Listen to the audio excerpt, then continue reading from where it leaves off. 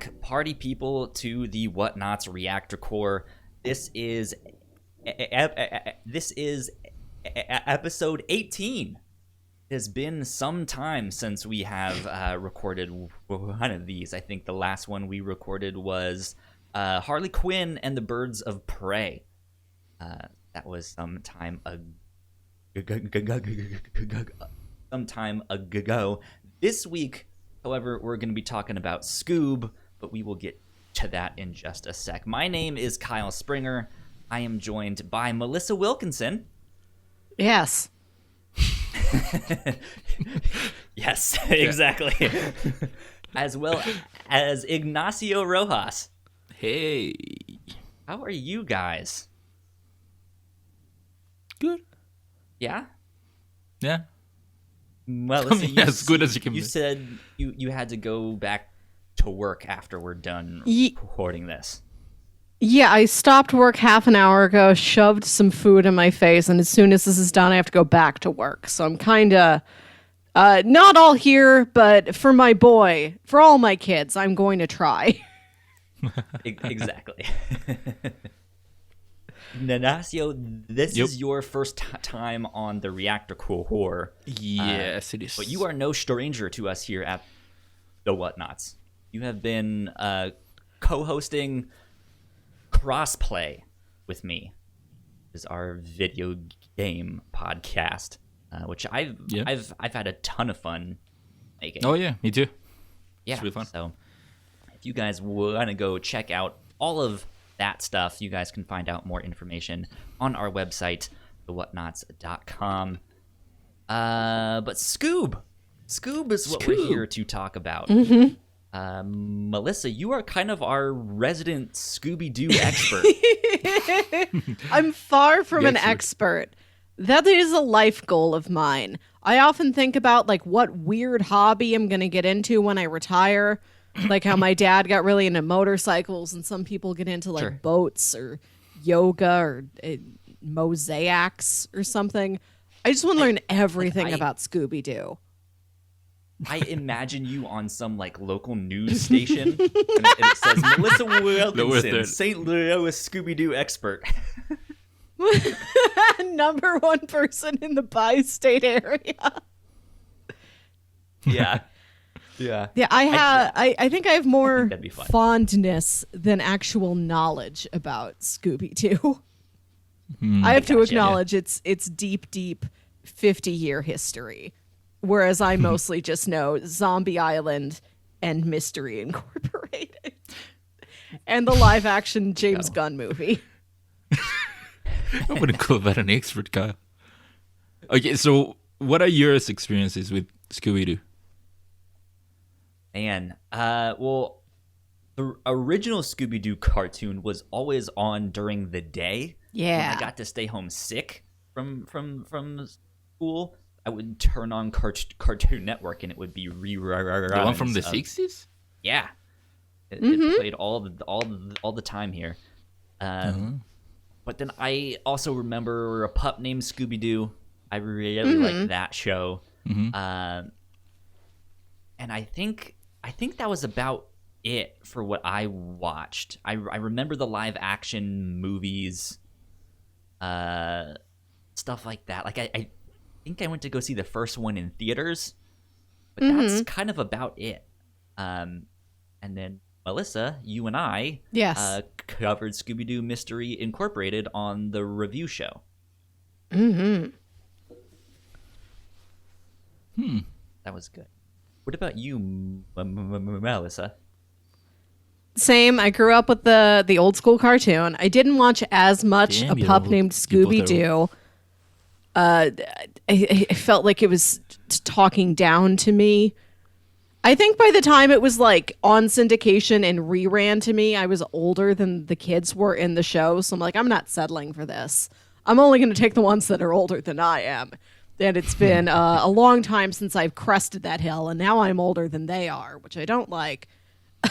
I like the rare adult variants of I like the meddling adults. The few times in various canons we've gotten to see them. Would have gotten away with it too if it weren't for you meddling senior citizens. I watched Scooby-Doo and Zombie Island a lot as a kid. Some of the other cartoon movies. I did really like the first live-action movie. I've never seen all of Monsters Unleashed somehow. I've seen chunks of it, but never the whole thing 100% beginning to end. I own it. I own a box set of both of them, so it's about time I sit down and like really experience the whole thing.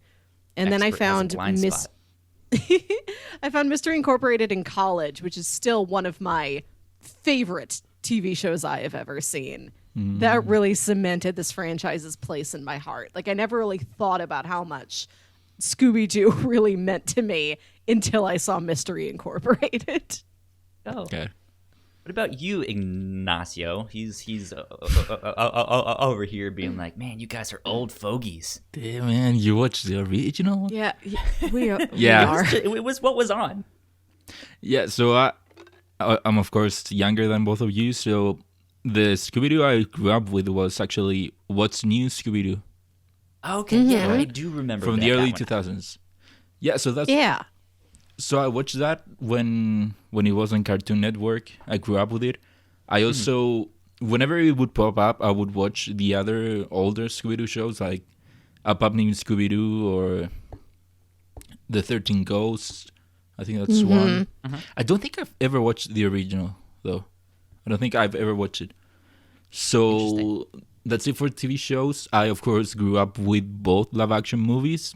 I know I want to watch the second one on theaters. I can't remember if I watched the first one on theaters.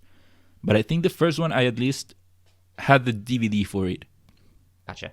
And then I also had a bunch of the VHSs for from the same era of Zombie Island. I had Cyber Chase, I think that's one.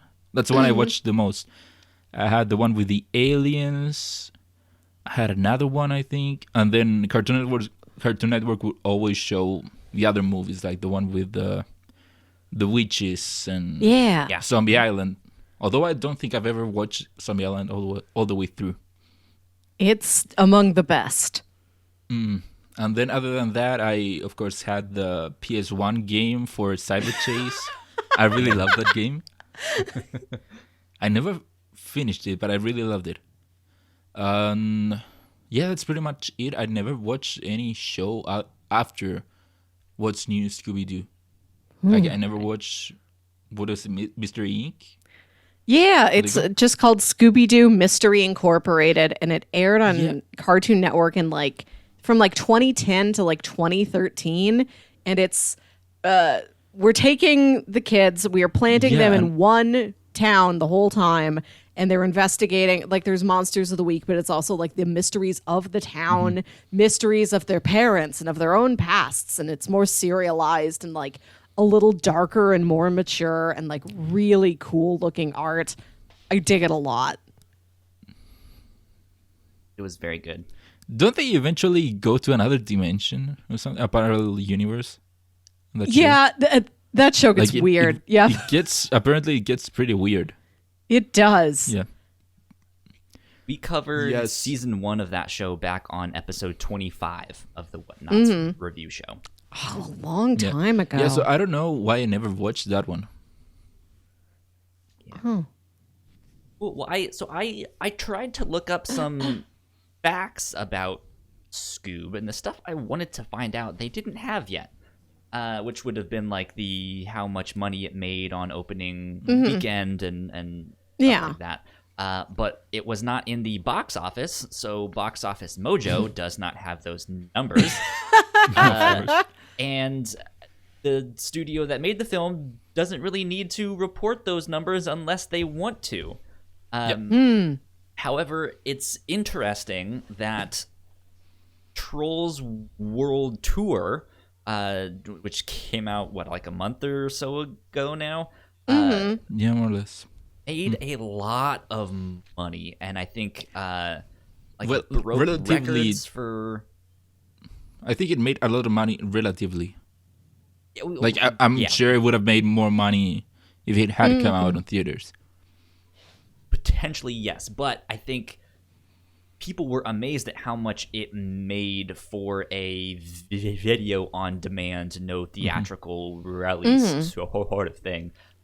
It made, I think it said like $90 million in the first 3 weeks, which was more than the first Trolls movie did in its first 5 months in theaters. Wow. Really? Yeah, it More like, than 90 million.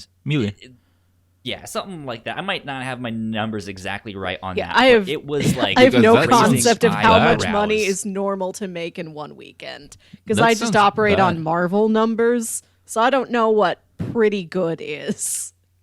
Well, Trolls, that's DreamWorks, Yes. or not? Yeah.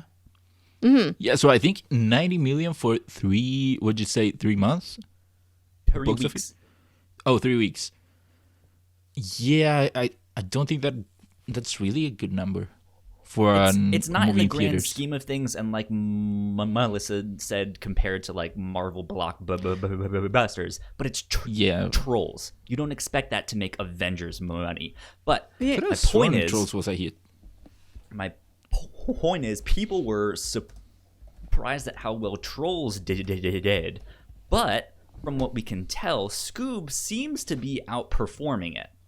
At least that's what people are speculating, because it reached the #1 spot on Amazon and iTunes in the first day, whereas Trolls didn't make that until the second day and didn't even hit the charts on Amazon. I mean on iTunes. Kyle, side Yes. note, your numbers were really off by a lot. I'm looking at Box Office Mojo for Trolls, the original one. It said opening 46 million, 581,000. Sure. What do you say? Did For the you say second 90? one, I think it made like 90 million in the first like 3 weeks. That was what Screen Rant or someone was Yeah. I guess the reporting. first mean, one the made original- 46 million over the course of the opening weekend, and then I don't know Yeah, how much opening its weekend, and then- ultimate gross was. Gross worldwide 346 million. Yeah, 153 but it's domestic. not important what Trolls made.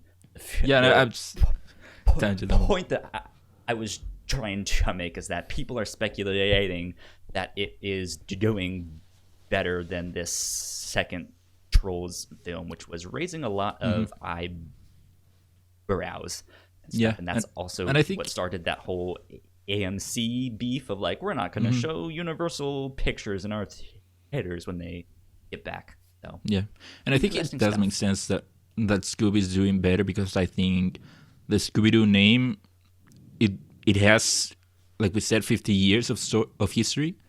So now in the situation that we are on, I do think that more people would see Scoob, and given the situation, would give it a try as opposed to seeing Trolls, the third Trolls, nonetheless. I feel like Scooby's also a much more household name. Yeah, Scooby-Doo. yeah, for sure. Yeah, you have. Trolls. I think it wouldn't only be attractive for kids right now. I think that adults that grew up with it would have given it a chance. Like me, I gave it a chance. I never would have watched Trolls, but I did watch Scoob. Exactly. So let's get into our general thoughts and stuff. What did you guys think of this new movie, Scoob? It's Alyssa, let's start corny with you. as heck, but it's very sincere.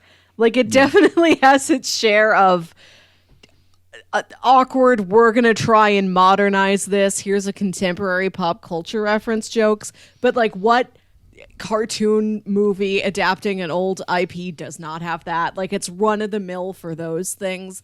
But I think it nails the emotion behind it. It's very, very sweet in a way I appreciated. And I loved how it was just jam-packed with little references to the larger Hanna-Barbera canon. Oh, not little, a lot of references. Well, there's There were very... a ton. I mean, there's characters that are appearing... Blue Falcon and Dynamite are in it. Dick Dastardly, Captain Caveman, all of, like, other characters are in it. This is kind of a backdoor pilot for a Hanna-Barbera cinematic universe, which does kind of diminish, I suppose, the Scooby Gang's actual role in the film. But just all of these, like every little bit of background signage, like the thing, how they would name various landmarks they were going to, all of that stuff was all Hanna-Barbera references. And I'm like, good. This movie, it feels like it is for a child, and it is for me. All that stuff is for me. Ignacio, what about you? Oh, my thoughts exactly like Melissa. I think I really enjoyed the movie. I don't think it's a great movie in any way, but I think it was an enjoyable movie. It had a heart, and I can see people having their complaints, especially like old school Scooby-Doo fans, as it's mostly a Scooby and Shaggy story more than just the gang in general. Yeah. And also they're not really solving a mystery. It's just more supernatural stuff. Yeah. But yeah, that being said, I did enjoy it for what it was. I think that it accomplished what it set out to do, which was just something fun, something with heart. And I really enjoyed that. And as someone who did grow up with other Hanna-Barbera properties and knowing of their larger universe, I did really like all of the references. Yeah. And yeah, that to me, it elevated it at least a bit more. I think I agree with you guys for the most part. As like just a general film aimed at kids, I think it checked all the boxes. It was fun. There was action. There was funny moments. It had it all, and it had the heart behind it to back it up. So in that sense, I had fun, and I enjoyed it. However, as a Scooby-Doo movie, I thought it was really bad. I thought it was not good at all. But then again, I'm also not the target audience for this film, so it's just like, all right. I mean, I see what they were going for. They accomplished it, and they accomplished it well. I was just, as the nostalgia in me was like, you didn't nail the spirit of Scooby-Doo. And I was just like, Yeah, it's weird what they chose to leave out in this movie. Like Ignacio mentioned, it's very focused on Scooby and Shaggy, and then Fred, Velma, and Daphne are far below them in terms of like screen time and like what little bit of development they have. And then the whole gang is sharing with all of these other Hanna-Barbera characters. It is not a mystery. The plot resembles nothing of what you know of Scooby-Doo. A lot of the classic things are missing, which is weird. But what was in there, I think I did like. Yeah, indeed. Let's see. We're gonna do a little bit of housekeeping really fast, and then we will get into spoiler territory and start recapping the film and talking about it and what we liked and didn't like, and etc., etc. If you guys did not know, we have multiple podcasts here at the Whatnauts. You guys can find out more information on our website, thewhatnauts.com, or your favorite podcasting platform of choice. Just type in the Whatnauts, and our podcasts will all pop up right there. If you guys like what we do, patreon.com/thewhatnauts is where you can support us. You guys can get all sorts of bonus content and some exclusive content at our $3 tier. Speaking of which, Melissa, you and I just recorded some Patreon exclusive episodes of the Reactor Core. They will be up shortly after we get this one up, because I still have to edit them. But over the next 3 months, we have some Patreon exclusive stuff for the Reactor Core, in which we are talking about movie trailers from different decades and reacting to them. Yeah, we're going back and watching trailers from our lifetimes. We didn't go very far back, but it's 90s, like movies are the 2000s, the 2010s.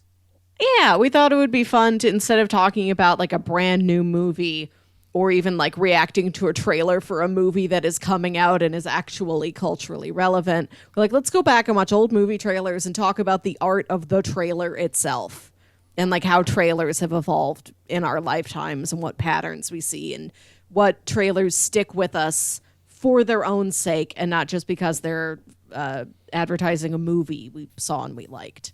Yeah. That was a lot of fun. So be on the lookout for that stuff on our Patreon. And we would also like to give a big shout out to our Patreon supporters at the $5 tier. So thank you, Sam, for helping us out and supporting us on Patreon for so long. Thank you. Thank you. Thank you. Indeed. Okay. Let's see. Let's get into spoilers. And that stuff. There we go. Okay. Let's see. I mean, I can talk about stuff I didn't like. I don't necessarily want to start with negative stuff for all of that. So let's kind of go through it step by step and break the film down that way. Okay. So the movie starts out. Scooby steals a big giant hunk of meat, is running from the cops because you're not hardcore unless you live hardcore. And he runs into a lonely little boy named Shaggy. Oh, that was so sad. It was sad. I'm so lonely. His Spotify Weekly, man. That it was a terrible playlist. But they run into one another. Bada bing, bada boom. It's love at first sandwich. It is. Yeah. Yeah. You're not wrong. And they go home. They decide to be best friends forever. And then I don't know how much time passes, but it's Halloween. And It then seems they like go it's out. that day, which is weird. Okay. Yeah, it is a bit weird, but I think it... No, yeah, I think it must have been that day.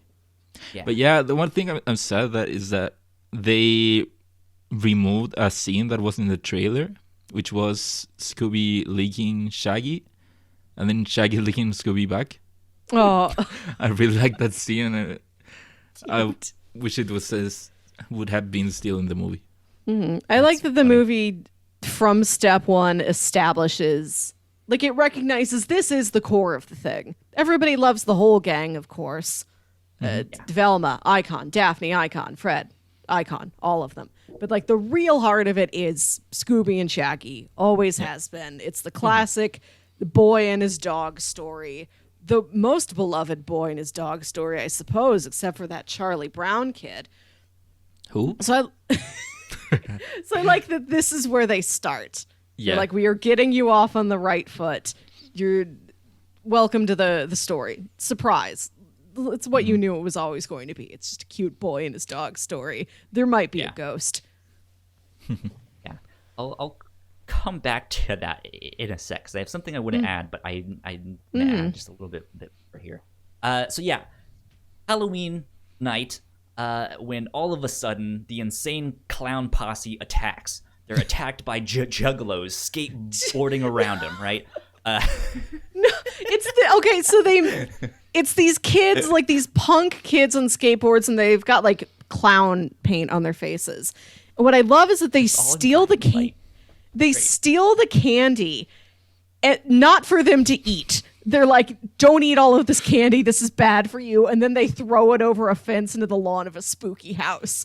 I love that they did the choice. Like, oh, they don't want the candy. These are health bullies. Yeah.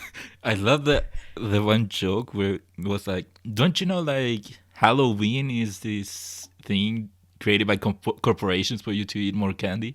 And then Scooby is like, yeah, we know. Yeah. We have no problem with it. We know, it's great. Yeah, so they the candy gets tossed inside the like neighborhood's quote haunted house, right? And that's kind of when the rest of the gang shows up. Fred in his knight in shining armor costume, Daphne as Wonder Woman, and Velma as a Supreme Court justice. I don't remember which specific She's Ruth one Bader is- Ginsburg. Ruth Bader. They're Right, all yeah. very well chosen costumes. Or like Shaggy would say from Harry Potter. Yeah. right? Which house are you on? I'm Ruth Bader Ginsburg. I guess Hufflepuff then. Hufflepuff. So they go in the haunted mansion to get the candy back.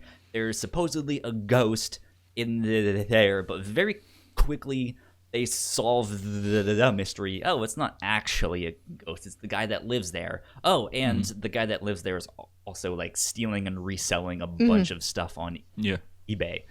And that's their first mystery. That's kind of the opening to the movie. Yep. Is that. And yeah, so the thing that I wanted to circle back to is the thing that you said, Melissa, that the heart of this movie is Scooby and Shaggy. They say that by the end of the film. Yeah. It's like, you guys are the heart of Mystery Incorporated, right? And I don't know about you guys, but all the marketing material that I saw for this movie told me that this movie was going to be the story of how Shaggy met Scooby. That was included, but I don't know if it implied to me Yeah, I that don't that think was it would either. the entire No. focus of the thing. Because they Somehow show I you was the misled then, because that's what I thought this movie was going to be. From the You thought they were going to be trailers that I 12 saw. for like an hour? no, because Yeah. I think at least most of the trailers started with that scene of Scooby and Shaggy coming together as kids, but then for most of the trailers, the rest was just them as adults meeting the Blue Falcon and going after Dick Dastardly, the robots, and all that. I don't think how you would have gotten there. I think I what don't happened know. is I saw the initial trailer that came out that was more like, look at this sweet art style. I was like, Yeah. that looks amazing. And then I never really paid attention except for some like buzz on Twitter and stuff like that. And so that's kind of what I thought the movie was going to be. And then it wasn't that. And I'll be honest, I was kind of disappointed. I think I would have loved that story of like the story of how Shaggy and Scooby became friends, like became the heart of the team. But isn't that at least mostly on you? Because I It is, and yeah, I mean, that's you why admitted. I'm saying I was You admitted it. disappointed that it was not that. Yeah. Yeah, because you admitted that you didn't even pay much attention. You watched the first Right, trailer, yeah. which I'm guessing even then you didn't pay much attention to the trailer because, I mean, that's them meeting what I was said. never a lot of the trailer. Yeah. Never- So all I'm saying is that somewhere along that line, I got misled. I didn't Yeah. pay attention. I came up with my own like, oh, this is what the movie is about. And then when it was not that, I was like, oh, not what I was expecting. Yeah. Oh well, which is fine, but yeah, like I just don't know where along the line. I guess I was just like, oh, I guess I didn't pay enough attention. Oh, the movie's already over. They've become friends and they've become the heart of the team. What a nice 12-minute movie. Yeah. Arc's done. Story complete. So yeah, so we get that, and then we get this time jump when they get older. The one Well, thing in that I between- liked about that, what Oh, was sorry. that, Ignacio? No, it's that you in between the time jump you get the opening Yes. of the movie, which is in a way a recreation of the original opening for the original show, Pretty much, shot but still for shot, adding some stuff in between. yeah, yeah, which I thought that was neat. Yeah, I thought that was like super that a lot. fantastic. Yeah. But yeah, we get this time jump, which I thought was neat because you can kind of insert any Scooby-Doo show you want in there. Of like, that was the Scooby show that I like watched when I was a kid. So we saw them when they were young. Then it was Scooby-Doo Mystery Inc., right? And that was the show that happened there. And then we pick up like 10 years or so down the road, or at least that's what I imagine. Yeah, they're ambiguous late teens.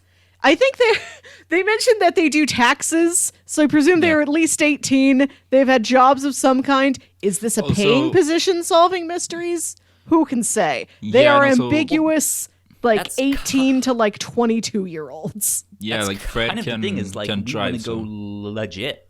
You want to start earning some money for making this and take on bigger mysteries and stuff like that. So they open a cute little storefront by the end of the movie on the boardwalk. You're walking along the boardwalk and you want an ice cream cone and you want to play some skee ball and you remember that your uncle has a map to like some lost gold and you want help finding it. Yeah.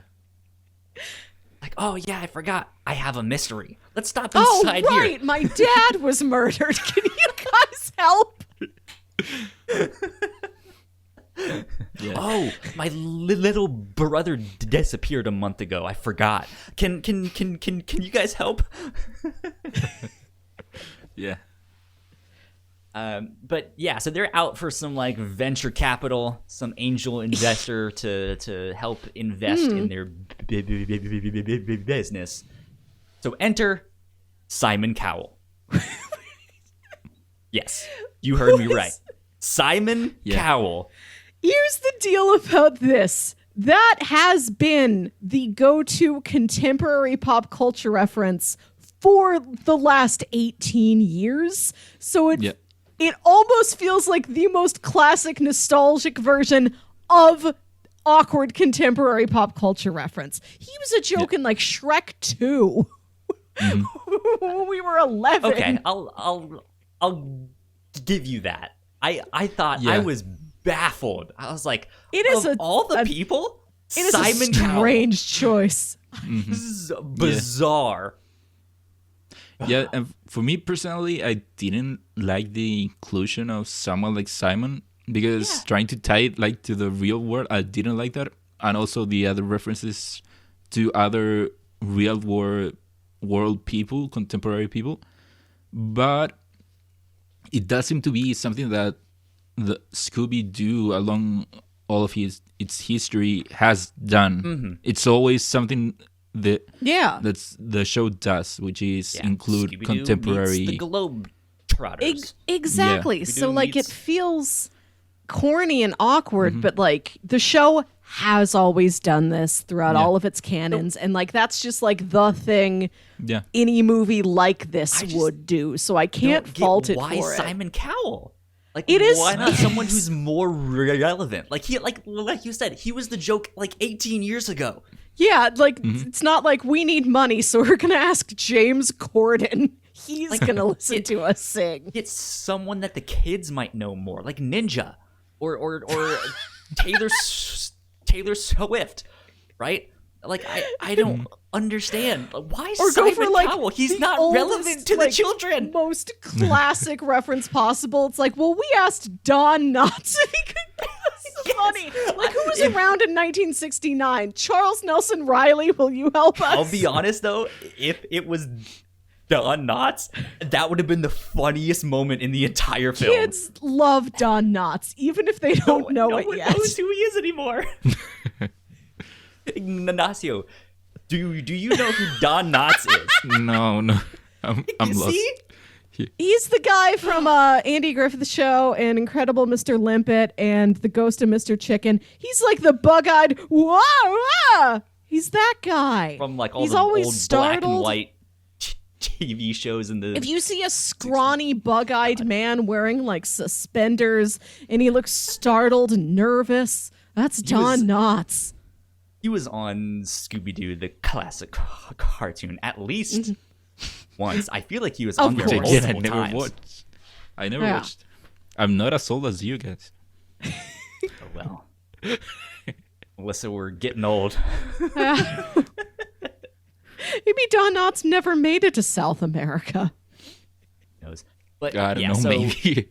Simon Cowell shows up and he was like, "Hey, I like you guys. I want to invest in you, but not Scooby or Shaggy. They're useless." And so they are like, well, fine, we see when we're not wanted, and they go bowling. Because that's what you do when you're not wanted. Yeah, they go spite bowling. Wait, before we leave the diner, is it here that they reference Scooby and Shaggy being the ones in charge of lunch or having them eat? Because I like how that was a running gag throughout the movie. I think it might come later. Yeah. I think it was there, like, as like trying to figure out what was their role. And I think there they say, "Oh, we're in charge of food" or something like that. And I love how that comes back later in the movie. It might have been a throwaway joke then, but I agree with you. I do like when it comes back later and like the rest of the gang's so crabby with each other and they're like, wait a minute. Scooby and Shaggy weren't here to make us stop and eat lunch. That's why we're upset. Yeah. We're hangry. Yeah, they should have been here. They're valuable. So Scooby and Shaggy go bowling, but the bowling pins turn out to be these like robotic monster things. They're very cute. Yeah, they're devilishly cute because they are wanting to kill Shaggy and Scooby. They chase them around the block a little bit. They get to a dead end. And I will say, all of a sudden, Shaggy and Scooby get abducted. They do get abducted, but before that, while they're still in the bowling alley, this is one classic Scooby trope that the movie does have, which is that Scooby and Shaggy are being pursued. They like duck behind a counter and they come out with outfits and they act like, no, I'm supposed to be here. They're like, hi, welcome to our snack bar. Here's our menu. What would you like to order? And the robots are like, well, snacks. Yeah, let me see that menu. I want tater tots. And I like how it ends with them like, hey, what do you want? Oh, no, we don't have that. That's how they They can only lie so far and like, I was like, crumbles why around didn't you just them. like be like, you no, know what, we're we have to out go of it. check in the back to see if we have that, and then just leave. Like, you didn't have to be like, oh no, how will we ever lie to get out of this one? I love how into the character they get. Yeah, it's good. It's good. I liked that. But yeah, Shaggy and Scooby get abducted. Meanwhile, we check back in with the gang, who find out that Shaggy and they find out that there is trouble at the bowling. They hear it in the police radio. Yeah. So they go to check it out because they know that that's the bowling alley that Shaggy and Scooby always go to. And I have to just say, that scene when it shows their car going down the streets, that the art that they did for that, it looked like a claymation kind of diorama looking thing. It looked really good. Yeah. I loved it. This is a neat looking movie. Yeah. Yeah, I mean, the whole thing is like 3D computer animated. It all looks good. But whoever did that scene specifically on their on their team, I thought phenomenal. They deserve a raise. That scene was good. It looked incredible. Speaking of the art style, what did you guys think of this 3D kind of art style for Scooby-Doo? Because I don't think we've seen Scooby in a 3D format, have we? I mean, if you're not counting the live action movies, no. Yeah, I think you're right. I think it's all been traditional looking 2D style animation. I liked it. Like, there's nothing incredibly unique about it, but it is very well executed, well designed. I think the only little things that bugged me is that sometimes backgrounds looked like they had too few extras. Yeah. Like, they're there in the cafe and you can see out the window. Budget. There's like 4 people walking by and you can tell like a very computed pattern, but it never went so far as to be like joking about old Hanna-Barbera cartoons where the background repeats and you walk past the same vase of flowers 9 times. I wish it would have gone that far. Yeah. And I like the outfits for everybody. A lot of times they'll update the outfits, but Velma's the same. I want to see more different Velma outfits, please. Her outfit is so iconic. Like, first we got Scoob. Next, we're gonna get Velma's outfit. Right? it's that iconic. It is. That's the name of the really film. Change her. We'll just make it a different style of sweater besides a turtleneck or something. She had some cool looking little boots on, but Fred and Daphne were like changed enough. Shaggy's wearing a t-shirt. You can't do a lot with that, but I feel like I would like more Scooby-Doo revamps to acknowledge, hey, nobody's really wearing turtlenecks anymore. Like, if you're gonna do away with the ascot, which I would rather have ascot than turtleneck. Love the ascot. I want the ascot every time. I want the turtleneck changed around a little bit. I feel like the turtleneck to ascot ratio usually favors turtleneck in these modern times. I wish it was the opposite. I want to inspire. Turtleneck, uncomfortable. We all could. I almost wore one today. Except I had to. I was just sitting here like shoving stew in my mouth before I had to record. If I would have had like 10 more minutes, I would have gone to my closet and found an ascot of some kind. Oh. See, I own ascots. I own things that can be used as ascots. I've never owned one turtleneck. I do have to say, I like that Velma was Hispanic, or at least like part Hispanic, because I don't think they've really ventured into that stuff in any of the cartoons. At least not enough where she speaks in Spanish, but there's one scene in this movie that was nice. where she speaks in Spanish. And Yeah, I was which like, oh, nice. I never like it when movies do that. Like, you have the like Hispanic person and you have them randomly say something in Spanish at some point. Like, I don't know. I mean, for me, it isn't realistic, but at least it was just one scene, which I didn't like it there, because I do think that English, one word in Spanish, English, all that. Like, it was really only never one liked thing. it. So in that sense, it was that right. one thing. Yeah, it is this like awkward thing of like they didn't need to include that. No. I would have liked the, like, if you were going to do it, I feel like do it often, like make it a real character trait. But I wonder if like the actress ad-libbed a lot of. Yeah, I wonder if she ad-libbed a lot of Spanish words and like just that one is the take that got in. Yeah. And that's why there's only one in the movie. I'm imagining the subtitles now just saying Jinkies in Spanish. Exclamation point, Jinkies! Exclamation point. I think it was just Jinkies in Spanish. El Like Jinkies. the same. Yankees. Yeah. Jinkies. That's great. Yeah, I don't think it was ever a different word. That's funny, but yeah, I mean, at least for me, I thought it was an interesting bit to her character. I was like, oh, okay. Yeah, I like that bit there. So yeah. Let's see, where are we? The rest of the gang is after Shaggy and Scooby. But Shaggy and Scooby get abducted.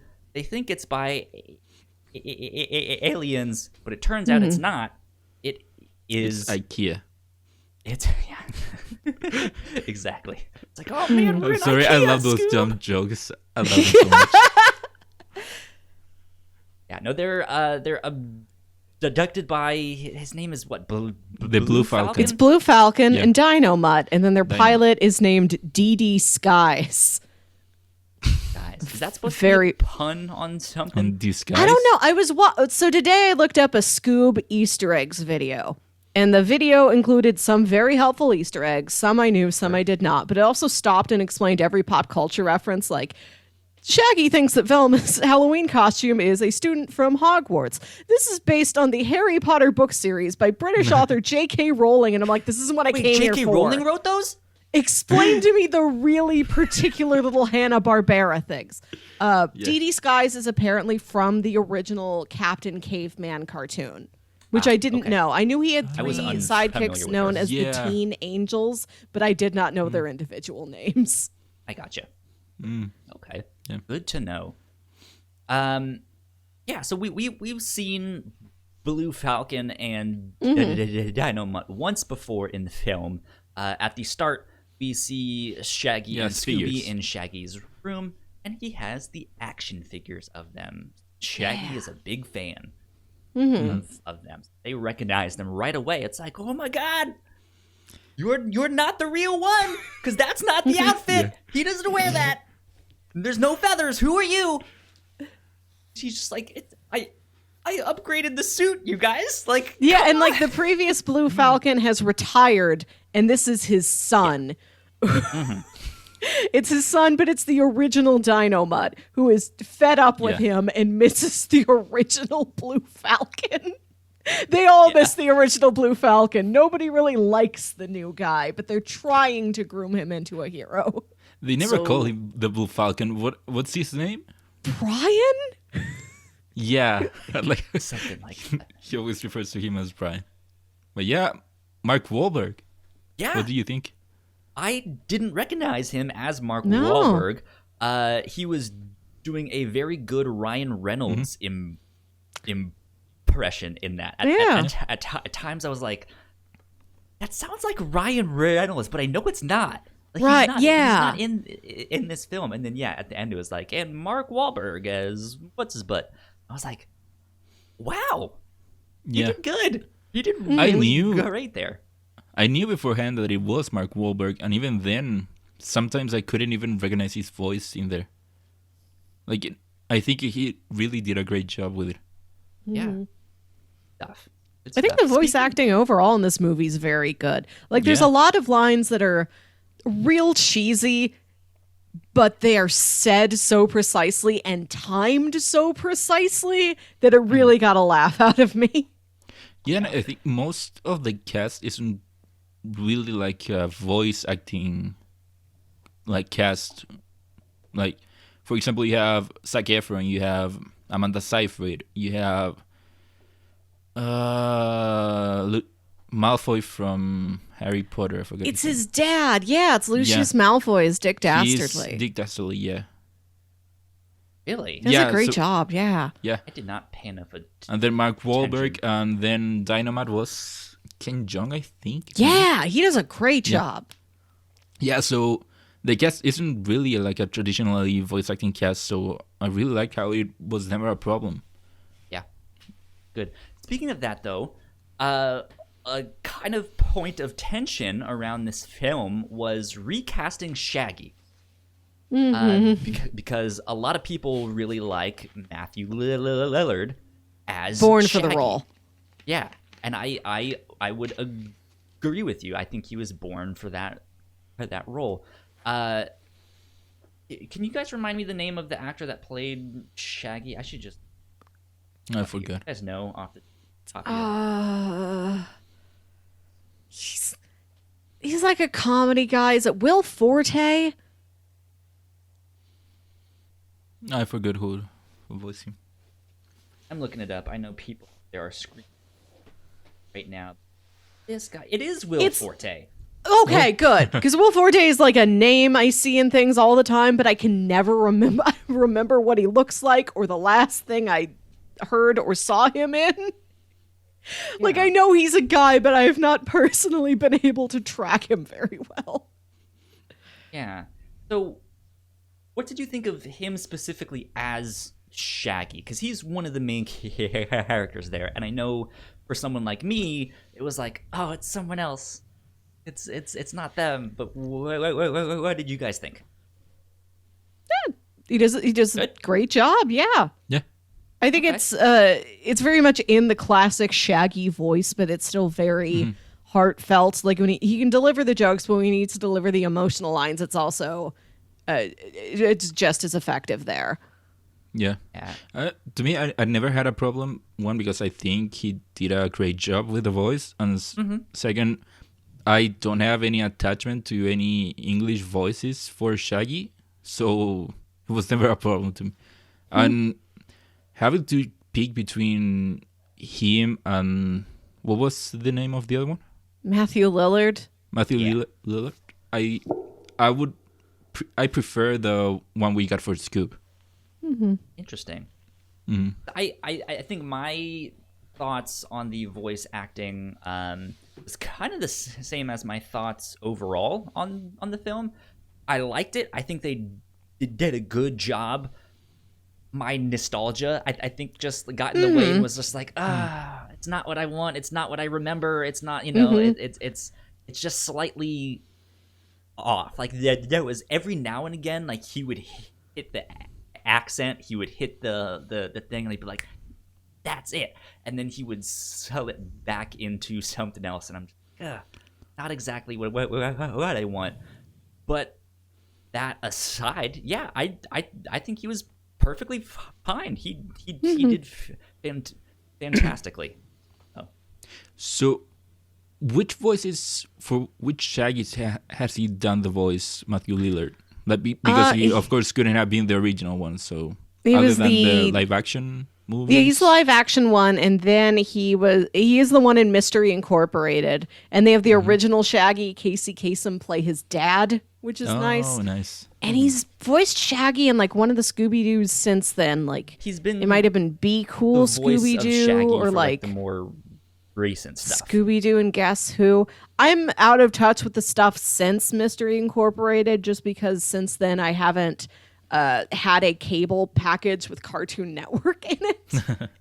And like kids' cartoons are always a little bit trickier to like find regularly streamed and updated somewhere online. Like a Hulu doesn't keep track of those quite as closely as it does adult shows. Isn't there a Boomerang app? There is one. That one has all these Scooby-Doo shows.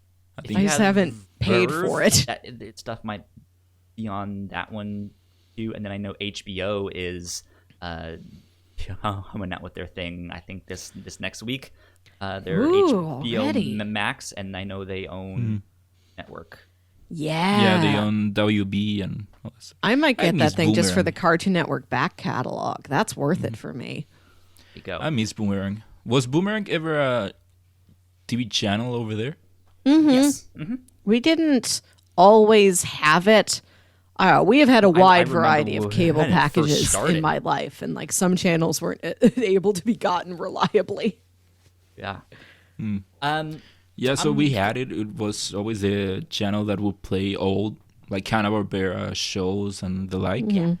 But then eventually, for whatever reason, the channel just evolved into something different, where instead of showing old cartoons, it would just like 2000s live action teen shows, like the ones you would find, like the ones you would find in Nickelodeon, for example.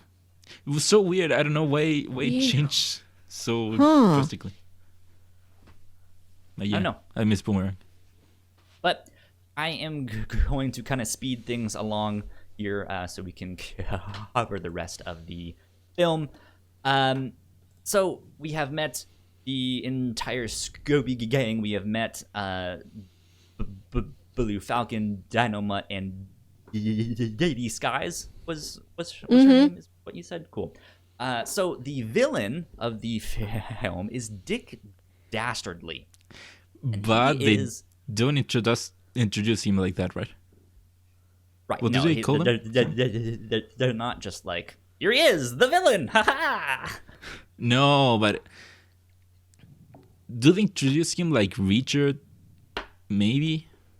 I don't know. I think there is one thing that mentions his full name is actually Richard, but Dick is a nickname for. Yeah, because then he comes and said, "Oh, you can call me Dick." You can call me Dick.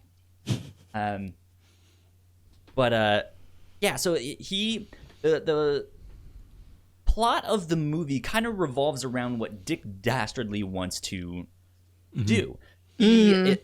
What we find out has happened is that his dog Muttley, they opened up a portal into the underworld, to hell. Look, Right. Yeah, basically. Scooby is running from the cops. The insane clown posse is here. Simon Cowell is here. They open up a portal to hell. And then This movie has it all. Muttley goes in to steal a bunch of treasure and tries to come out, but he's stuck. It's only a one-way portal. So Dick Dastardly is trying to find a way to get back to Muttley. The way he's found to do that is through Scooby-Doo, who apparently is the long-lost relative of Peritas, who was the dog of Alexander the Great. Yes.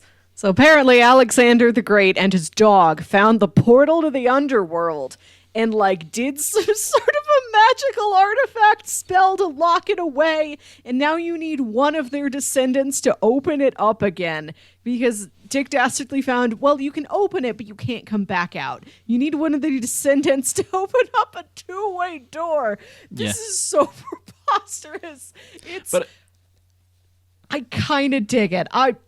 It's convoluted. It's a weird choice for a Scooby-Doo movie, and that it is not remotely mystery, spooky. Is it a monster? Is it a ghost?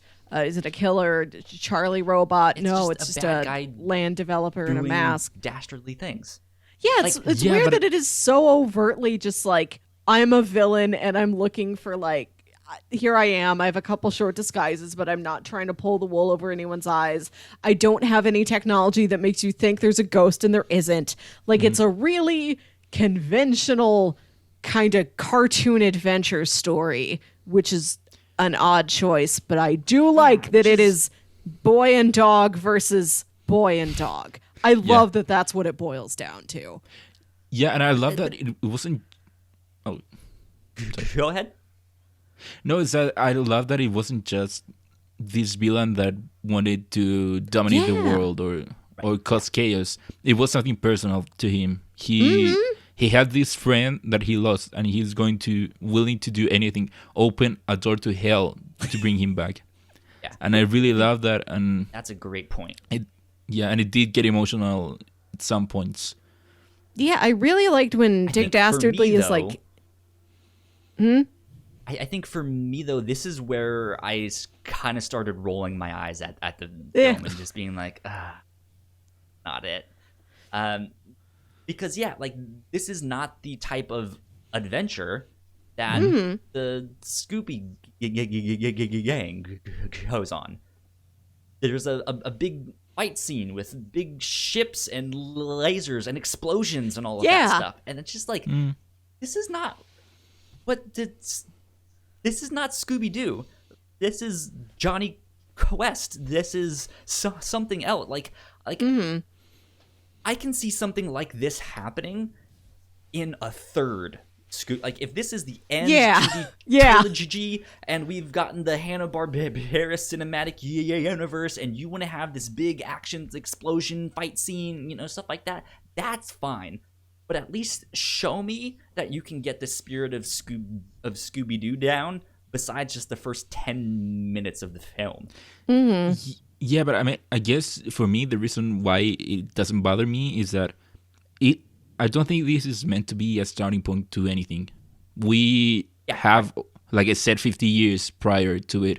And I think, like Melissa said, you can put, or Kali said, that you can put any show in there and it could be a continuation to any of those. So I don't think that it necessarily needs to be something else first to then get to here, because everything has already come before it. So that's why I give it a pass for it, why it isn't. That makes sense. Well, it doesn't bother me that it isn't a mystery movie. It is mainly about the characters and the situation they're in. Yeah, that makes sense. Yeah, so I here's another thing that I thought, right? This whole inclusion of Simon Cowell. Let's go back to Simon Cowell here, all right? Cal, let it go. He's the key to everything. What Dick Dastardly is doing isn't really all that villainous. He really only needs Scooby's help to unlock this portal. Now, of course, it's a portal to hell.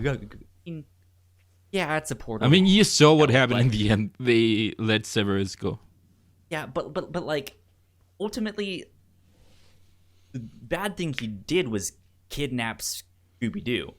But they literally could have gotten away with the Simon Cowell joke and put Dick Dastardly there. Instead of like, what if he came to them and been like, look, normally I hate you guys. You guys have solved so many mysteries. You have foiled me multiple times. But I am putting aside my villainous ways, and I need your help. Therefore, I'm going to hire you to solve this mystery for me. How do we open this portal to save my dog who is missing? Like, it's the same story. Yes, it's a great one. Like, why Simon Cowell? Who in there? Who Kyle, thought of that? go. Just like, you know what, guys? Screw all of that. Let's just put Simon Cowell in. It's not like he added anything or took away anything, Kyle. Let it go. So weird to me. It was so bizarre. Yeah, the plot line of this movie is strange. The plot is weird, but I do like all the emotions that the plot comes back to.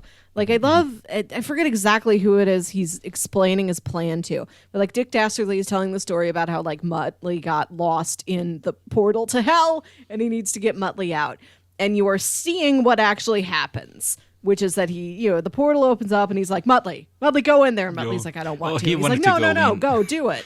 Like, he's treating him like the way the Grinch treats Max. It's like, no, you're just kind of my little henchman. Go in there, do what I say.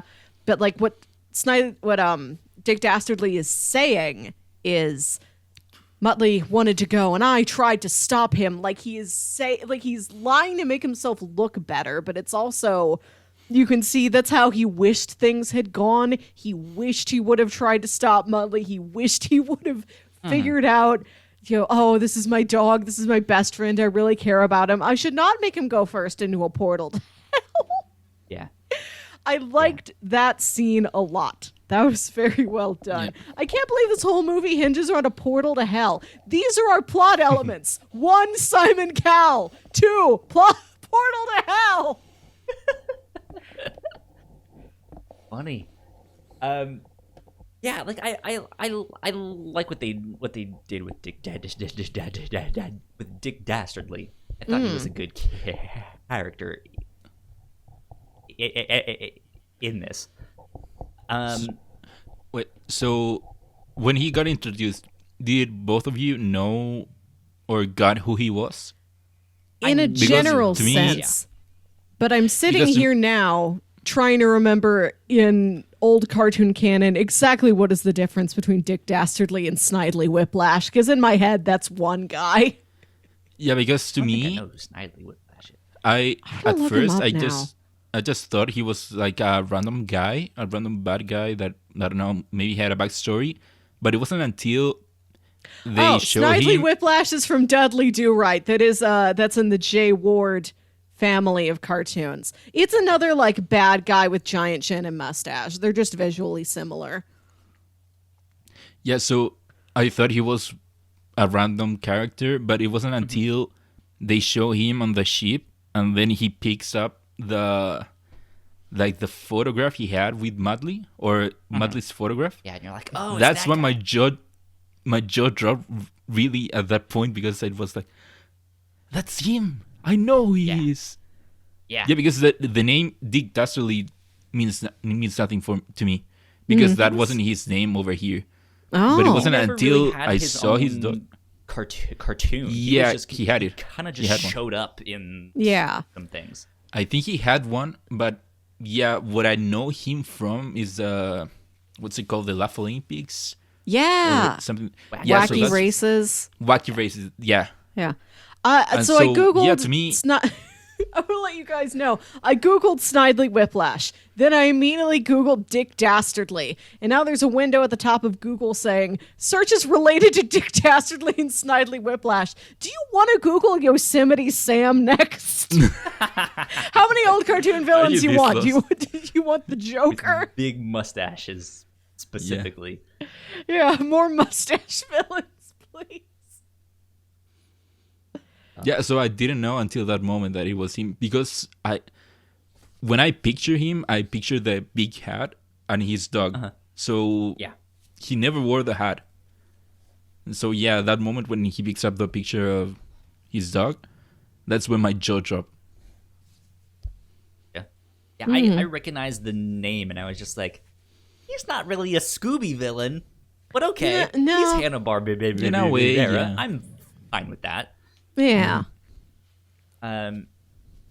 Yeah, so let's see, where should we pick up next? So yeah, Dick Dastardly is trying to open up this portal to hell. To do that, he's collecting these like 3 dinosaur skulls. No, one it's of the which, 3. It's the 3 skulls of the skulls of Cerebus, Cerberus, yeah. which is a very good right. Oh, wait, ancient really? artifact to put in a Scooby-Doo movie. If you are going to put a weird mystic artifact in a Scooby-Doo movie, it should be 3 this. skulls This of was a good Cerberus? choice. Yeah, Yes. good stuff. But One you're of saying which- Cerberus as in the dog, right? Yeah, the 3-headed dog. Yeah, I didn't make that connection. Yeah. So one of these skulls is being guarded by Captain Caveman out in the middle of nowhere. You know, which I thought for a second I thought was gonna be Bedrock in the town. I will tell you. Bedrock, I will and tell I you was like, this. Okay, are pterodactyls? you guys ready? Fred Flintstone? What? No. Are you guys ready for some Hanna-Barbera deep cuts? All right, Yes. these are the references that I personally spotted. That scene you were talking about earlier, Kyle, when the van is like driving through the streets of they're in Venice, California. They're not in Coolsville or Crystal Cove, the superior city. There is a billboard in the background for a Penelope Pit Stop perfume. Oh, I didn't notice that. Yeah.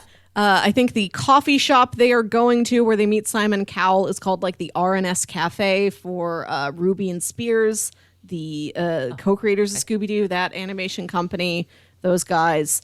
The mountain where Captain Caveman lives is named Messick Mountain after Don Messick, the original voice of Scooby-Doo. And they have like you think it's just a silly made-up name for the skull of Cerebus there on Messick Mountain? Because, like, why would they know what it is? They give it this magic artifact name. They call it a slag hoople, which is Wilma Flintstone's maiden name. Really? Yeah, there's funny. way more stuff in there, but that's just some of the stuff and plus there's a billboard in the background. There's Squidly Diddly. Yeah, There's that's like one I got.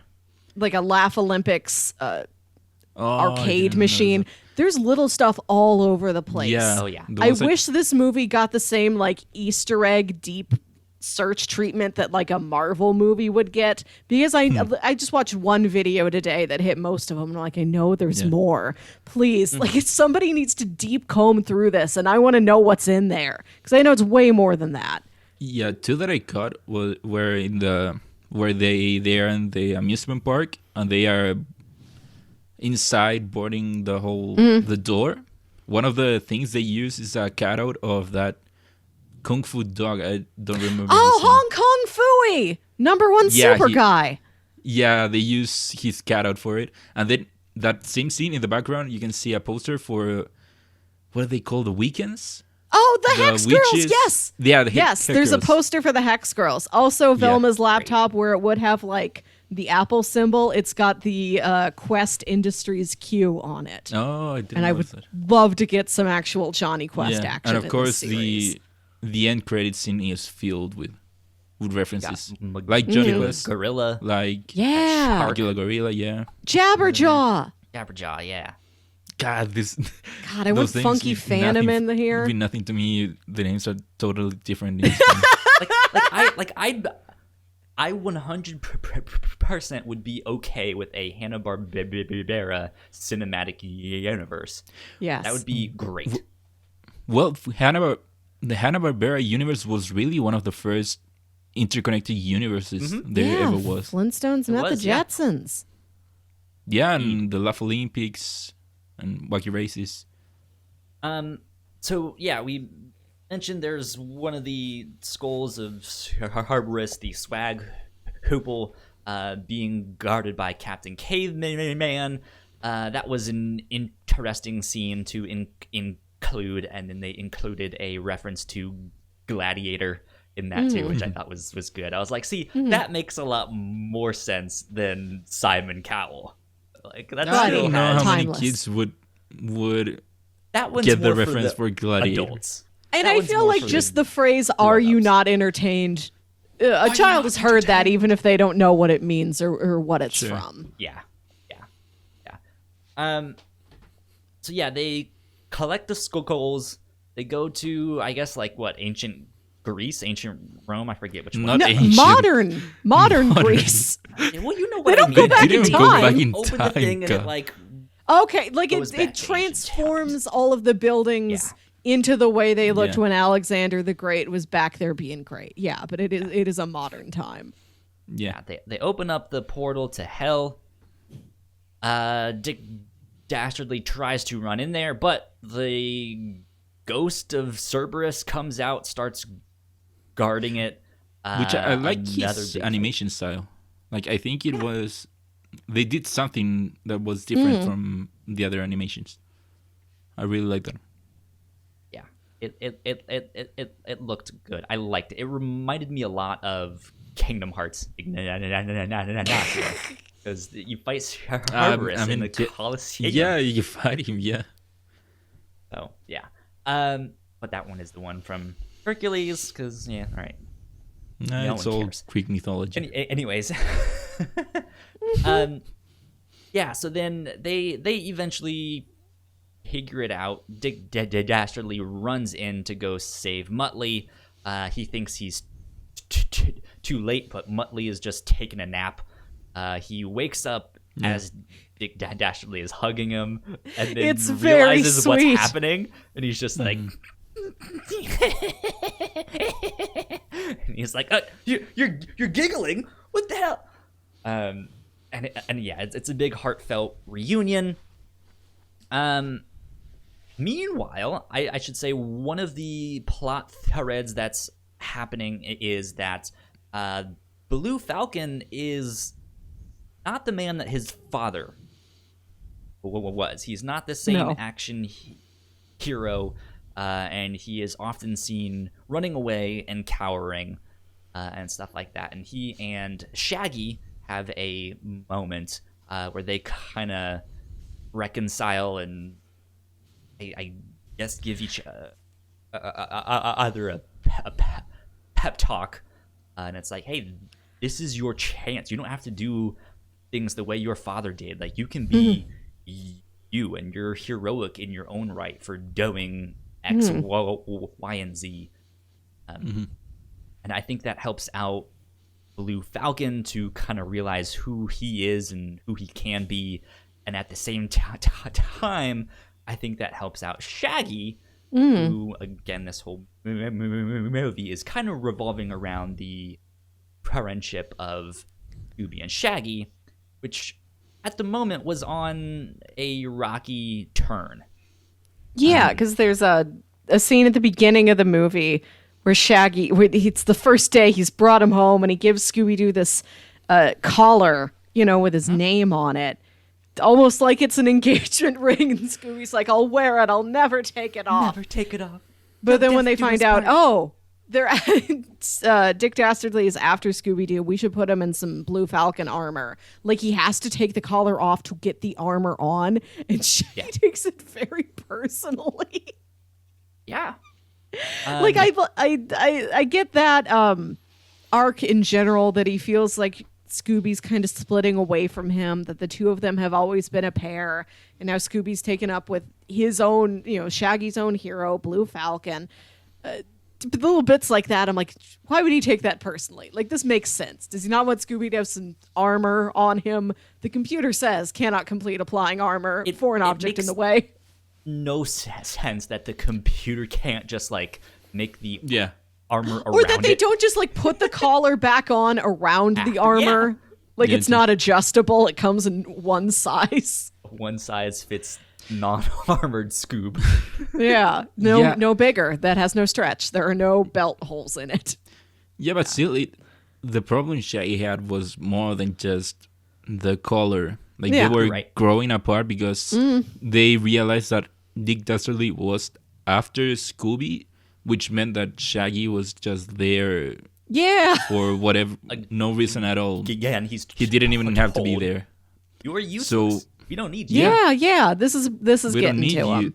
And then, he sees Scooby still going with Blue Falcon and them bringing him in while Shaggy is over here. That's all he ever wanted, and he's like nothing to them. So then, the scene with the color was just something else that added impact for him. So it wasn't just the color.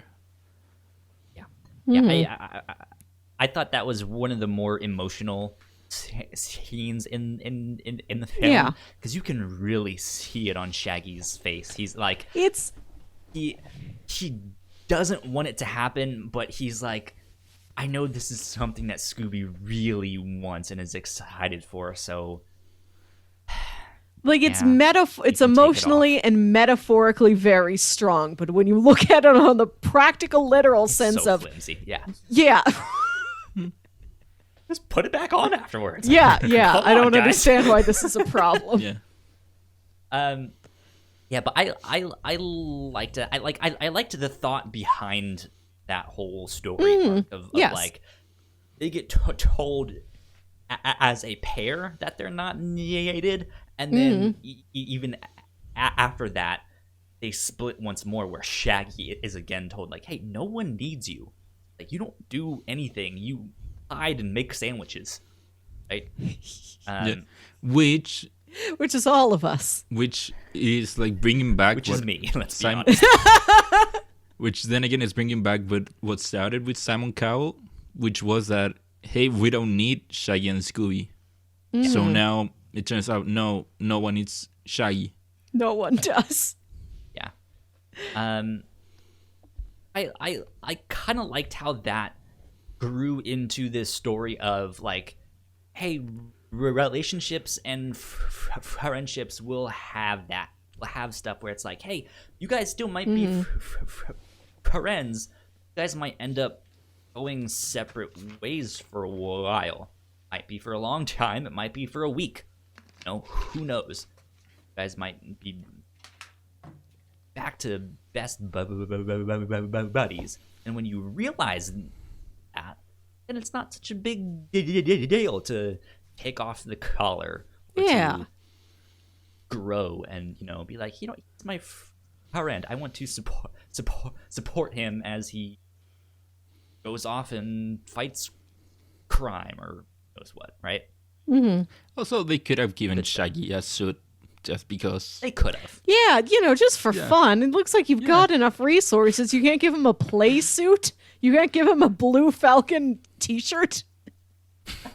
Just put him in there, the chamber that creates suits out of nothing. Right. Just put him in there. Have him be in the old suit that is not his size, and so it's like extra lanky and baggy. Or I wish That'd be amazing.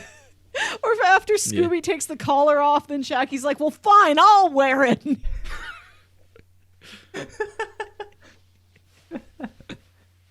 Go. So, we've covered most of the plot stuff with that. We jumped around a bit at the end there, but Yeah. the day was saved by friendship when they got Muttley back. They finally beat Cerberus, and they were figuring out how to close the gate, or the gate to hell. And they realized that to do that, one of them, Shaggy or Scooby, had to be on the opposite end. One of them had to go to hell. And Sure. so they have to like fight it out and be like, okay, well, I'll go. And be like, no, I'll go. No, you won't. I'll go. No, you won't. I'll go. I'll go. No. Duck season, rabbit season, duck season, rabbits. You know, So they do that, and it ends up being. Oh, I forget which one. Shaggy goes in. No, Scooby goes in there, and then they don't. It's because they're like, the gate has to be closed from inside to like trap Cerberus back in there. So Scooby goes in there, and they don't know if that's Or does Shaggy go in there? No, Shaggy See goes what I'm inside. It is Shaggy. You're right. Because I'm trying to Shaggy picture goes like, inside. well, if Shaggy's gone, like now who does he The live real with? Does he mystery just live with of Shaggy's this mom? film is Does who he went move in with at the end. No, it was Shaggy go inside. I was trying Yeah. to think, how did he manage to go inside a beat Scooby? That's what I was trying to figure out. But yeah, no, that would Shaggy make goes inside. Yeah, Shaggy That would, goes to I think, hell. also The makes plot sense. line He we've goes to always hell. wanted. Shaggy I goes want to that. hell. Yeah, Shaggy is that almost Scooby. trapped Yeah. in the underworld. No, but yeah, that also fits in line with what has been happening in the film. Like we just mentioned, he keeps being told like, "Hey, we don't need you," and this is something that he can do. He's like, He can close the door. You guys need me. I can do this right now, right here." So he goes in. They shut the portal to hell, and that's when Velma is like, "You know what? I wonder It if we doesn't feel missed right. something." She's Yeah. like, let What me was just that? read all this ancient Greek again. Yeah. Yeah, she went like, it doesn't make sense that Alexander would have made a way to go in a separate way from his dog, to be separated from his dog and not have a way back. Come back out. Yeah. So But yeah, they figure it out. They read the ancient text. It unlocks a doorway in which opens up to Shaggy, and Cerberus kicks him out, and he's back, and it's a big old family reunion. Everyone lives happily ever after. They open up their new shop on the boardwalk. So after you're on your hot date, getting some ice cream, you guys can be like, "Hey, let's go solve the mystery of your life, eh? And, yeah, Hey, let's go over there." eh?" many people lose things in the beach. Right. You lose your It's keys, like- just go to Mr. Ink and they'll find it. Yeah, it's like, hey, babe, let me take you to the boardwalk and I'll throw baseballs at tin cans and I'll win you a big stuffed bear. And I'll pay some youths to solve any crime you want. Exactly. Good stuff. And yeah, then they have like a big old dance party at the end there with DJ Blue Falcon. His true calling. Yeah, right. The new Mystery Machine, it's there. Yeah, Which I all didn't of like the machines that much. are helping there. Ignacio, you said you didn't. Oh, The Mystery Mystery new Machine, Mystery yeah, Machine. that's what you- Yeah, I didn't like Yeah. the design. Yeah, so it gets for a destroyed second and then there- Blue Falcon replaces it with a very high-tech, space-agey looking mystery machine, which looks very impractical to just drive around Southern California. Yeah, and it also doesn't make sense why this like modern futuristic car would have like a tire in the front. in the front, yeah. Because It's it doesn't look difficult like to it was merge. meant to be the Mystery Machine. It can make a new car, but it still can't make Shaggy a super suit. Yeah, that too. Not even a shirt. Not even 100% cotton. Oh, it's a poly blend. But yeah, so there was a moment there in the middle of watching this film when I was still just like, this movie is not the Scooby-Doo film that I want. Where did it go? That's the real mystery here. Where did it go? It's lost. There was this scene where Fred is looking at the ruins of the mystery machine, and it's in flames. And I was sitting there like, that's the meme. That's the one. This is what they did to Scooby-Doo. But no, it's not that bad. But yeah, they make him a new scene at the end, and he's perfect. Love it. There's a joke at the beginning of the movie where they have that montage that includes like them reanimating all the bits from the original Scooby-Doo Where Are You opening, where you see Fred like on a He's on a picnic date. blanket on the beach at like Yeah. at sunset with like candles, and he's like toasting, and you think he's on a date with Daphne, and the camera pans over, and he's just toasting to the Mystery Machine. He's on a date with his van, which I loved. Number one bit in the movie. And in his van. This is the least Fred and Daphne piece of Scooby-Doo canon I've seen maybe ever. I think at one point they kind of look at each other towards the end. One scene at least. But nothing else. I was struck by how little flirting from anybody is in this movie. There's no romance in this movie, and I felt it. I think, I didn't mind that, and I didn't even really notice it. I think since it's a movie, they decided not to put that stuff in there. Like on the priority list of you need to have these Scooby-Doo things for it to actually be Scooby-Doo. The romance aspect is not very high up there. But I mean, if we have to send Shaggy to hell, we can't also have a scene where anybody kisses.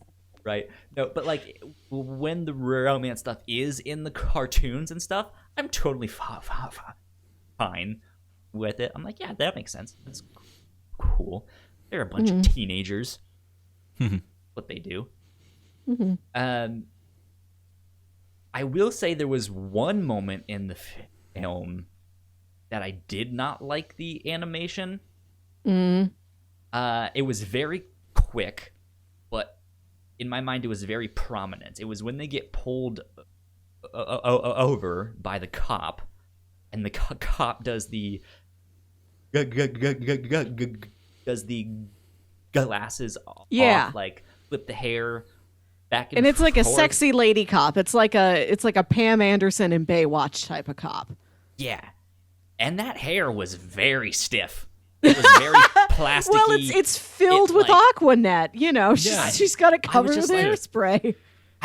I wanted it to be but that's the thing. No matter if it is styled up in some way, when they do that, here I am flipping my hair back and forth. Look at me, the sexy police officer in uniform. It goes into this fantasy aspect, right? Yeah. And so that's what I feel like you can do. Make it flowy, make it more like that. And it was just a little bit too stiff, where it fell off of the shoulder and back and forth. And I was just well. I mean, it's not a big nitpick, but. To play the devil's advocate here, that is Dick Dastardly in a disguise. Yeah. Maybe he has real low quality wigs. He's not paying top dollar for his wigs. Very true. Great quality face masks, low quality wigs. Yeah. Which you know what, they could have gone with my suggestion another way. Simon Cowell at the beginning could have been Dick Dastardly from the start. Yeah. Just I was too embarrassed to come as myself, so I came to you as pop idol sensation Simon Cowell. He himself a pop idol. I would have liked TV show host. I do like this version where it is just legitimately Dick Dastardly approaching these youths look, I need your help to get my dog out of the underworld.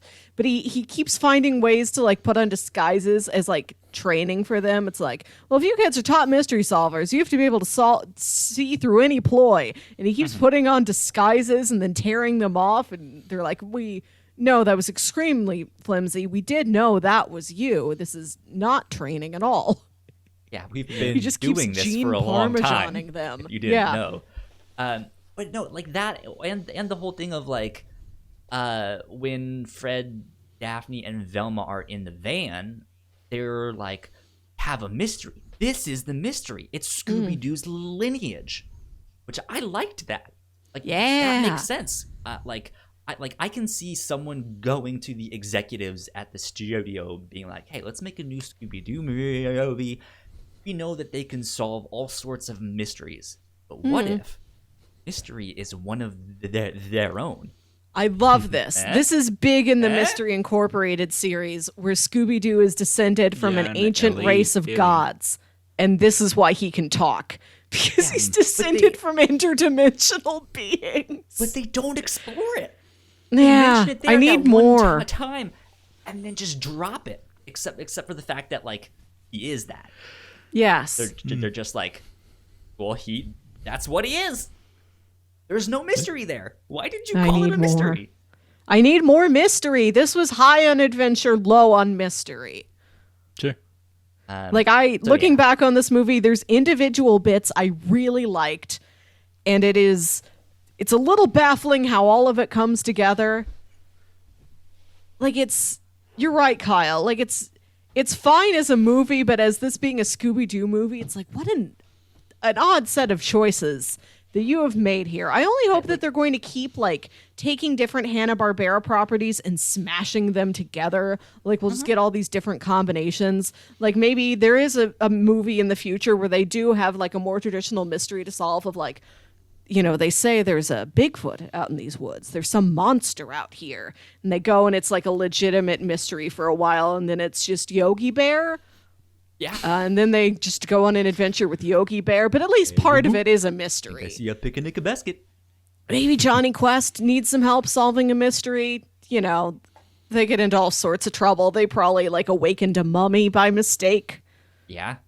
Yeah. But I don't know what they could do also is that it does feel like they are kind of building towards a bigger Hanna-Barbera cinematic universe. Mm-hmm. So I wouldn't be surprised if the next movie isn't really a Scooby-Doo movie, but maybe they could do Johnny Quest or somehow the Flintstones or the Jetsons.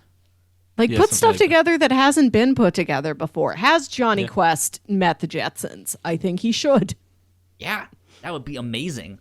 Do like a Buck Rogers style thing, right? The adventures in the like sci-fi future. That would be amazing. Last thing I want to mention is Dusty. What did you guys think of Dusty? He is the little vacuum robot. Oh my god! Oh. He looks like one of those Roger robots from the Star Wars Roger. prequels. Yeah, one of them.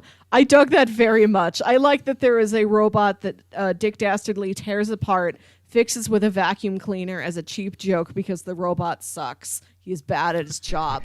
And then Daphne is nice to the robot. I did like that when Simon Cowell, he plays an important role in that he breaks down the team. He's like, this is what you're good at. And Daphne's always been kind of amorphous. Back in 1969, her role was girl. Pretty nice girl. And I like that they're sincerely giving her the role of she's the empath of the team. She's the people person. She's the sympathetic one. He runs PR. Yeah. I like that they made these traits into like a legitimate identity for her and something she was conscious of and something she was working on and really wanted to be good at to everyone, including a little robot with a vacuum face who loves her and spreads the good word of Daphne to other robots. Exactly. I also noticed that Velma never said Jinkies. She never dropped her glasses. In the end credits, she does, but I need more. Yeah. Fred never told the gang to split up. Yeah. There's like, these are baffling to me. Like we did get one Jinkies, but it was Fred saying it, and that was kind of the joke. It was like, what? Like someone had to say something. It suits it here. I feel Jinkies in this moment. Yeah, but like there's so many things that just scream Scooby to me, and they didn't do them. And I was just like, huh. I mean, it's not it makes me wonder if they're like important to the story, but it was just like it's so classic Scooby. Like, how can you not have Velma? Like Velma being the smart one, that's fine. Like she's the super technical smart one. At least make her clumsy. Right now, she looks damn near perfect. Right? Like she is insanely smart, She's she can leagues do all above the others. computer hacking. She can do this entire thing by herself. Make her clumsy so that she like she has some weakness, right? And yeah, I wonder if they saved some of the Scooby-Doo heavy hitters for future movies. Like, well, we're not going to spend them all in the first one. We have to save I Can't See Without My Glasses. What are we going to do in movie 3? That's the one where the search is for Velma's glasses, which are also in hell. They keep going to hell. so funny. This movie, man, was wild. It was. I was really entertained. I spent the $20 to rent it. I intended to watch it more than once to get my money's worth. I didn't have the time.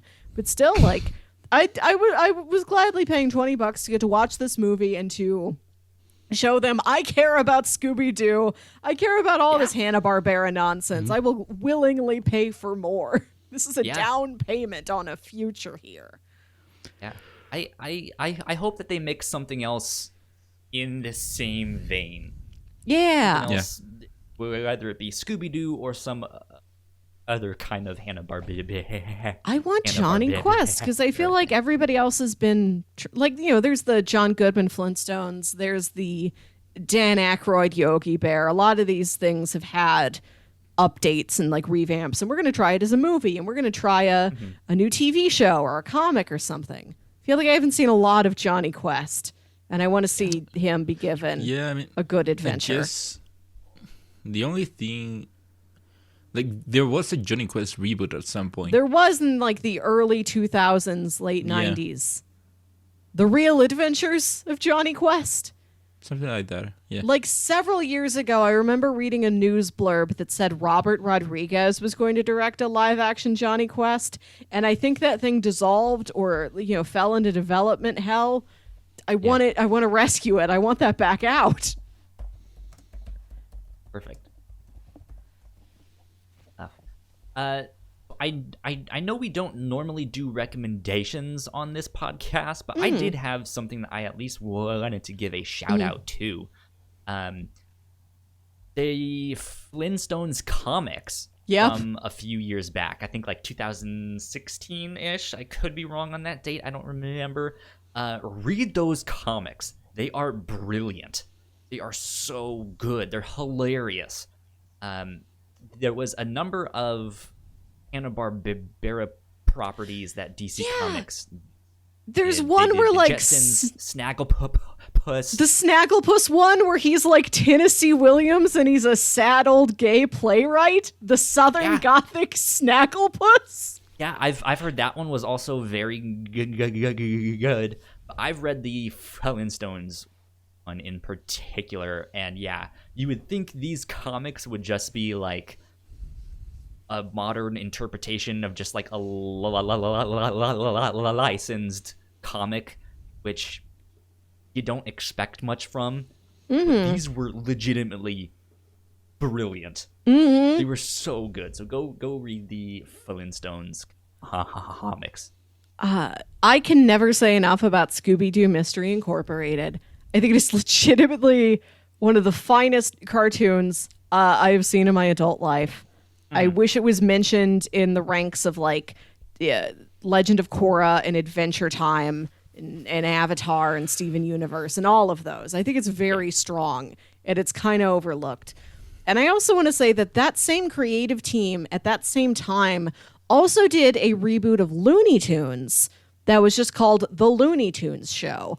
And if and if Mystery Incorporated was Scooby-Doo reimagined as something that was legitimately more like a Buffy or a Supernatural, like trying more to be a serialized, dramatic mystery show. The Looney Tunes show is Looney Tunes, but it's a mismatched roommate sitcom.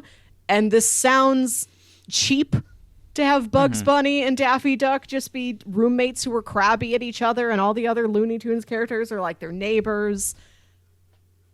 It's so good. Like, it takes a little while to find its footing, but then it starts knocking it out of the park. I don't know where you can find the Looney Tunes show. I hope you can find it. I haven't looked it up in a while. It's better than it is any right to be. It's really fun. Good stuff. There might be a good bit of that on the HBO. Yeah, the HBO I hope Max so. That comes out Thank you for reminding me that thing is out soon, because I have to look that up. 27th. Ooh. Comes out. Last thing I wanted to shout out, if you wanted more Scooby-Doo and you are also a comic book creator, DC Comics released 250 issues of Scooby-Doo comics for free. What? Yeah, so through September 7th, 2020, the free comics will be available on DC Universe, Comixology, Kindle, and other digital platforms. It's a bunch of different Scooby-Doo related series. Scooby-Doo Team Up 1 through 99, Scooby-Doo 33 through 84, Scooby-Doo Where Are You issue 40 through 103. There's a ton of stuff if you guys just want some more Scooby in your life.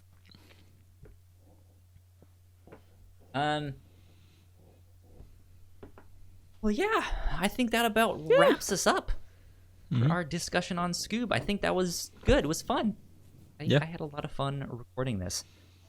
Be on the lookout, again, for our Patreon exclusive Reactor Core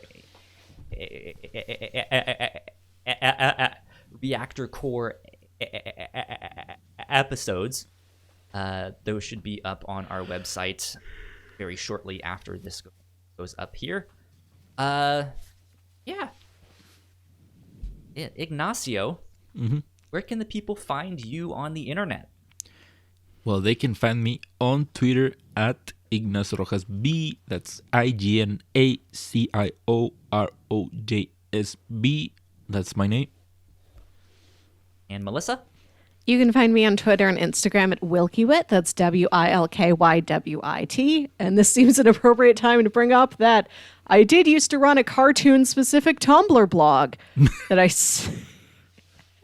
started in college. It was I ran it for several years. It went dormant for a while. And here in these times of isolation, I have resurrected it a bit. There's a little bit of new content on there.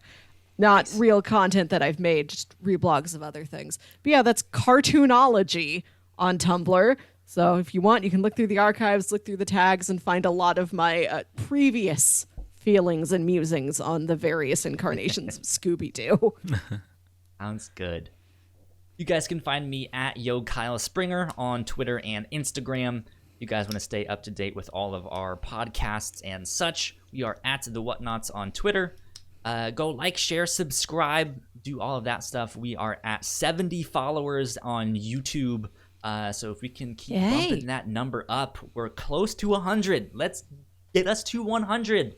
That would be amazing, because I think right at 100 is when we can get our actual URL, I think. Oh, that would be nice. Because right now it's like /XZ235D987. I don't know.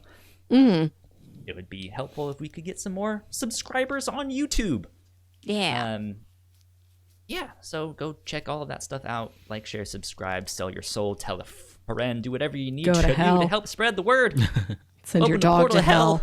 Yeah. Send your man to hell. Sounds good. With that, we will get out of here. This has been episode 18 of the Whatnauts Reactor Core.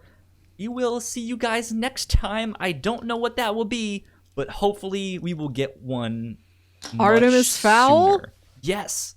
Yeah, we know we'll at least do one for Artemis Fowl, but we should find something else to do so we can have this come out a little bit more consistently. Yeah. So, cool. We will see you guys next time then. Bye. Bye. Bye.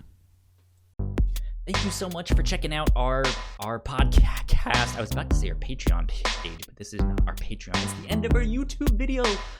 Let us know in the comments down below which Scooby-Doo cartoon was your favorite. Which ones did you watch growing up? We would love to know all of that stuff. In the meantime, go subscribe to our channel, which is right over here in that corner up there. of our other podcasts right down there, because we got a ton more for you to check out. And with that, we will see you guys next time. Bye.